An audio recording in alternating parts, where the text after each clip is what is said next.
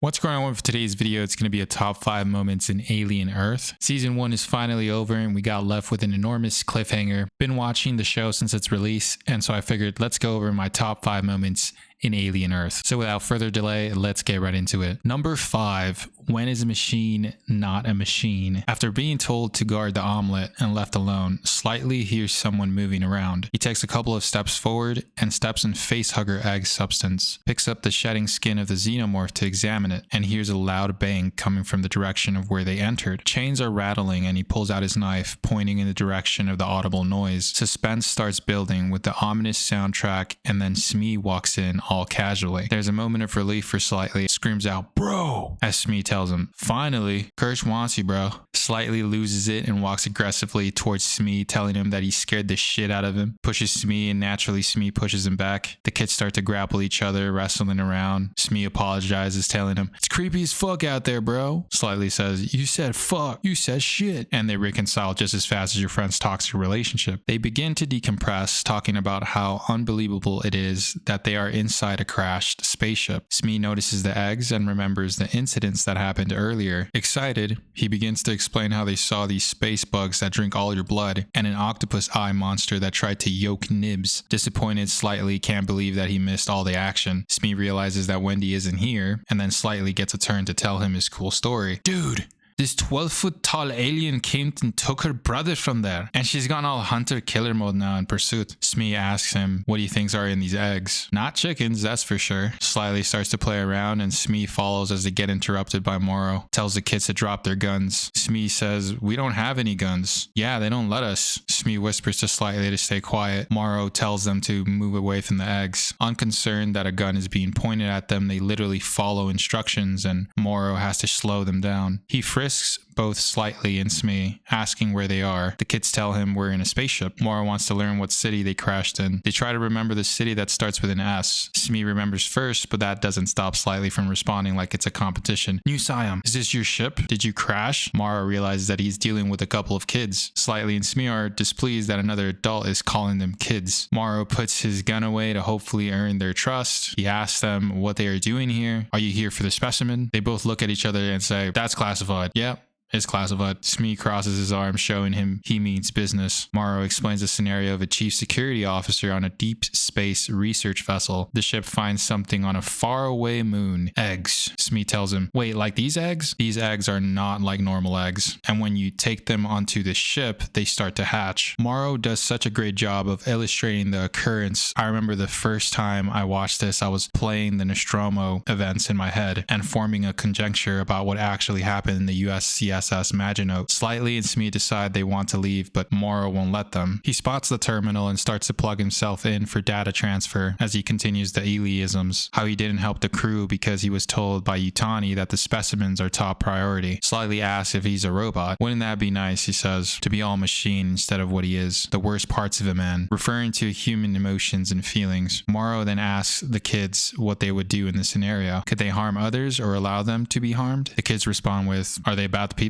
If it was to protect a loved one like their parents, they would do it." Morrow confusingly stares at them, not quite understanding what they are after that statement. He can't believe that these synthetics think that they have parents. As Smee is about to reveal the secret, Slightly tells him to stay quiet. The data transfer completes and Morrow ejects a contact lens device from his fingernail, releases his blade from his enhanced arm, and rushes Slightly. Starts to strangle him, asking, "When is a machine not a machine?" Kirsch walks in telling Morrow to let Slightly go, and the contact lens merges with Slightly's neck. This is the first time these characters are interacting with each other. Morrow tells Kirsch that they are in his ship. Kirsch says, "This ship is an object. A ball that got hit over the fence into the neighbor's yard. I'm the neighbor, so the ship belongs to me now." Morrow insults him, saying he doesn't talk to errand boys. Kirsch responds with, "Which country are you king of?" Morrow asks if Kirsch is the parent of the synths, meaning the kids. Kirsch says, "We're not here to talk about what I am, Mr. Morrow." Morrow continues to back up as the eggs react to his biological presence. Kirsch continues saying he's read the manifest. "Chief of security, sole survivor, cyborg. Lost a lot of friends, huh?" Morrow tells him, "I don't have friends." Slightly shouts, shouts, "Everybody needs friends." Kurt turns around like, "Seriously?" Morrow says, "Yutani won't let you have them. What's on this ship? She spent billions. People's lives, they belong to her." The facehugger eggs react to Morrow being too close, and Kurt says, "If you're not careful, you're going to belong to them." As an egg starts to open, he jumps out of the ship and we see Smee and Slightly run toward the hole in concern. I like this scene so much because we get a little bit of everything here. Slightly and Smee comedy, Morrow's serious demeanor, and then realizing that the synths are not an actual threat. We get more clues to what happened on the Maginote. Is Morrow the one that caused all of this? At this point in the season, the audience doesn't know exactly what happened. Kirch walked in and interacted with Morrow for the first time, arguably two of the best characters interacting with each other, having their first standoff. Yeah, that's why I enjoyed this scene so much. Number 4. No, Marcy, it's a trap. After leaving Slightly alone with the facehugger eggs, we see Wendy jump down and start to run. She finally gets to the garage, calling Joe's name, hears the xenomorph crackling, and notices one shipping container is open. She unholsters her paper cutter knife and yells, "Joe!" one more time. We hear Joe say, "No, Marcy, it's a trap." She ignores the warning and goes into the shipping container. Relieved to see that Joe's okay, she smiles at him and proceeds to free him from the xenomorph hive resin. Hermit is clearly in shock and understands that he was strategically placed at the end of this container to trap Marcy. Joe tells Wendy that the creature is coming back, and we get a fantastic shot of the xenomorph's creeping shadow behind the container curtains. Worrisome, Wendy looks back at Joe. The xenomorph slowly peeks its head through the plastic strip curtains, and we get to see those perky grays again, dripping saliva. Wendy grabs her paper cutter and turns to face the monster. Tells Joe to stay behind her. "I'm the soldier, you're a kid," he says. "Not anymore." They cautiously walk towards the xenomorph. Wendy shows curiosity and continues forward as the xeno retreats. The xenomorph goes to the roof of the container and approaches Wendy and Joe, stopping right over Wendy, not making another sound. Wendy patiently stares at the roof and decides to make the first move. Stabs the top of the shipping container, hurting the xeno. Acid starts dripping and Joe recognizes it. He pushes Wendy out of the way and proceeds to take off his vest with acid on it. The container starts to move, making Wendy and Joe unbalanced. The xenomorph then knocks down the reefer from the flatbed, sending Wendy out through the newly acidic hole. In pain, Hermit gradually gets up, calling out to Marcy. He sees the alien run by and springs to his feet. Joe grabs a meat hook and steadily walks to the entrance of the container. Continues to whisper Marcy's name, but all he can hear is the sound of rain falling. He stays quiet for a few seconds before getting punctured by the xenomorph and tossed to the asphalt. Joe tries to crawl away, but figures it's hopeless as he turns around to meet his fate. We get another great shot of the xenomorph's lubricated mouth.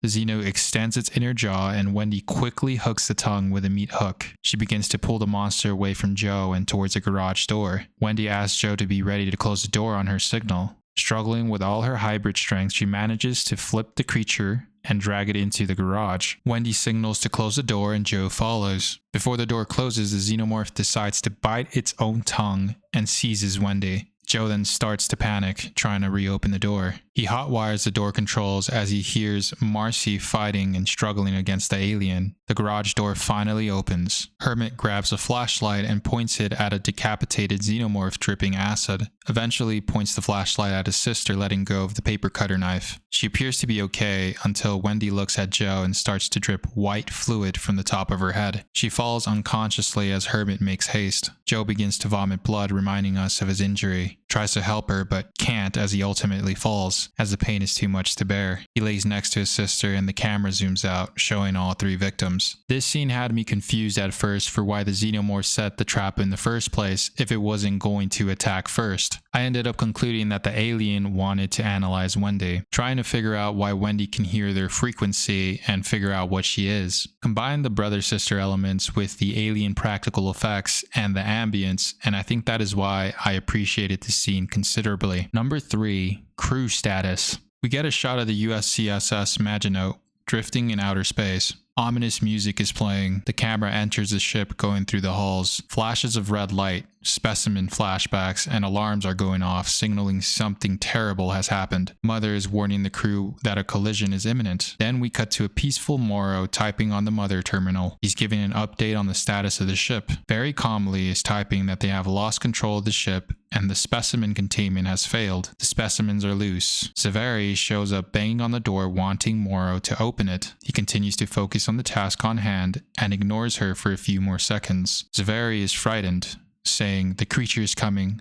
Let me in." Mother then asks the status of the crew. Morrow stops typing, stands up, and stares at Zaveri. Zaveri is still begging him to let her in. Synchronized, he walks forward as he switches his augmented arm to a blowtorch, goes to the bottom of the door and starts to reinforce it. Zaveri is like, "Are you serious right now? What are you doing? Let me in." Morrow walks back to the terminal. He starts humming and types "no survivors." Zaveri gets tossed around by the xenomorph and suffers a brutal death. Then we get an excellent shot of the Xeno slowly retracing to the window. The background, the practical effects, and the eerie soundtrack make this scene unforgettable. The xenomorph gives us a big smile as Morrow reports what is about to happen. Maginote collision with Earth is unavoidable. The alien then begins to violently slam itself against the glass, trying to get to Morrow. He remains unfazed as Mother tells him that the specimen containment is #1 priority. Another great shot of the Xeno headbutting the door as it finally manages to break the glass and slowly open the reinforced door. Morrow finally finishes and asks Mother for the impact room. A floor hatch opens and he goes in just before the xenomorph is able to break in and tear him to pieces. The hatch closes and you see dents being left by the alien desperately trying to get in. Morrow wipes the saliva off his face and continues to hum. Mother is warning that a collision is imminent. He grabs the oxygen mask and prepares for the inevitable. The alien is screeching, hitting, and scratching the floor, and Mother starts to count down the seconds to immediate impact. The Maginote hits the space station it was supposed to dock with and proceeds to head to Earth. I like this scene because of where it was strategically placed. This scene was shown in episode 1, and immediately after it ends, the audience wants to know what happened. So it's a great setup for a future episode, but they also do a good job of misdirection. Morrow here is painted as the one who caused all of this, but it's left to speculation until episode 5, of course. Number 2, the Caspians are here. Following the close encounter that Joe Hermit had with the alien, we see him walking through what seems like a lobby. He's trying to contact his team, but it seems like something is interfering with the comms. We hear aircraft pass by as he sees a strange shadow around the corner. Hermit freezes in fear, but finds that it's just Bergerfeld. Bergerfeld says, "Where is everyone? Comms are down." Joe asks him if he's seen any animals. "You mean like pets?" "Definitely not like pets." They both hear people laughing, so they walk in that direction. Joe starts to knock on their door, and a man dressed like he's having a tea party in the 1700s opens the door, just oblivious to what is going on. Bergerfeld tells him that he needs to evacuate the building. The man responds with, "We're having a dinner party. The Caspians are here." Bergerfeld says, "Sir, there's a spaceship in the lobby. I think the Caspians will understand." "Well, I'm sure if it was a real problem, Boy Cavalier will call me personally. We belong to the same club." As Bergerfeld continues to explain the situation, they get a door slammed in their face. With a hopeless attitude, Bergerfeld walks towards the lobby and signals Hermit to give it a try. Joe continues to knock and tries to open the door, but to no avail. While Bergerfeld is waiting, we see the conspicuous xenomorph moving from the lobby statue. Hermit turns around and tells Bergerfeld to move. The soldier turns around and sees the 7-foot creature dripping saliva, slowly opening its mouth and getting slightly closer to his face. Bergerfeld hesitates but places his finger on the trigger. The xenomorph uses its retractable tongue to kill the soldier and lift him from the ground, moving him side to side as his pulse rifle is going off. Perturbed,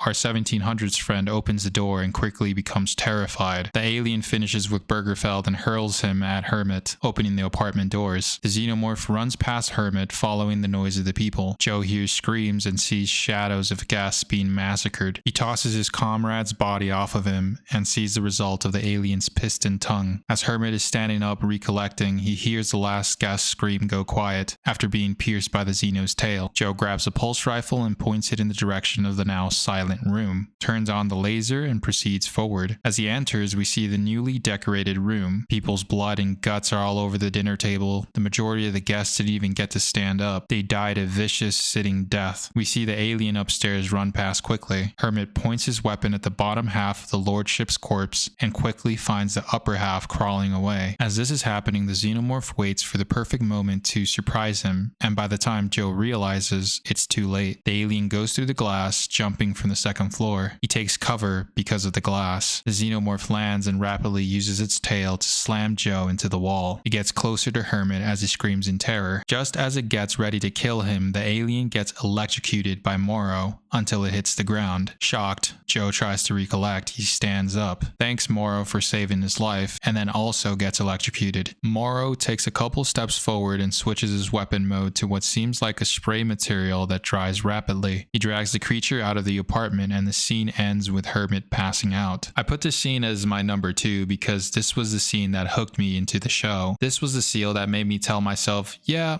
I want to finish this. The Xenomorph's first kill on Burgerfeld as he's swinging him around, pulse rifle is going off. It goes into the apartment and creates mayhem, and even though the kills happened off screen, I think that's what makes this scene that more impactful, because it leaves it to your imagination as people are screaming and you hear the Xenomorph tearing through flesh, and then you get to see the end result. You can just tell how much effort was put into this scene by the crew. The practical effects team, prop makers, set designers, wardrobe and makeup, they all did an astounding job. Number 1, I'm taking command of the ship. Morrow finally figures out that the saboteur is somebody that is faking to be in cryosleep. He heads to the cryo chamber room to see which chamber is missing a person. Finds that Petrovich is the perpetrator. Mother alerts the crew that there is a containment threat. Morrow heads to Medbay 1 and finds Zaveri and Shmuel. He informs them that Petrovich is the saboteur. Shmuel talks about how uncanny Malachite's state is. Morrow asks them if this is a security issue,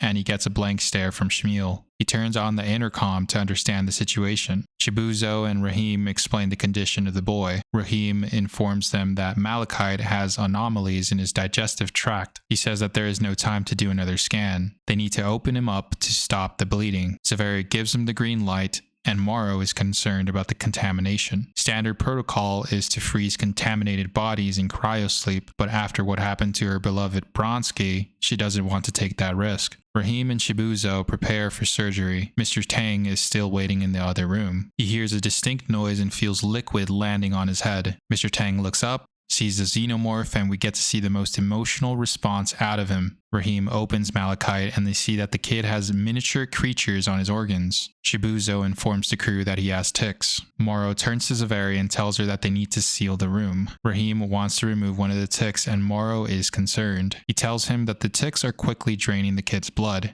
Being upset, Morrow again turns to Zaveri and tells her to take charge. Shmuel wants them to continue, and Zaveri continues to think. Rahim oversteps his rank to try and save the kid's life. He removes one tick, and that is enough to trigger a defensive mechanism that releases a toxin into the air. Chibuzo and Rahim start coughing. Shmuel immediately tries to go into the room. Morrow stops him and tells Zaveri to seal the room. She does, and they see the aftermath of the tick's toxicity. Zaveri confirms that they are all dead and goes into shock. Clem arrives and tells them that something big got Tang. Morrow regroups and comes up with a plan to get to the bridge to seal themselves in. The whole time he's explaining the plan, Zaveri remains in shock. He realizes that she is in no state to be leading, so he takes command. Morrow and Clem go through the halls of the ship to try and find Petrovich. Shmuel tries to calm down Zaveri, but it doesn't work. Petrovich comes around the corner and starts to fire. Clem gets hit in the shoulder. Morrow opens the specimen lab, dragging Clem in so they can take cover. The T-Oculus is still loose. Petrovich shoots Clem in the head while Morrow responds. Clem is dead and Morrow is flanking. He opens the other door and catches Petrovich off guard, uses his knife from the augmented arm to stab clean through Petrovich's back and lifts him up with his cyborg strength. Petrovich tells him that it's too late. They want their monsters, here they come. Such a good line. Poor Clem got the worst of it. Morrow departs and we see the T-Oculus is crawling around,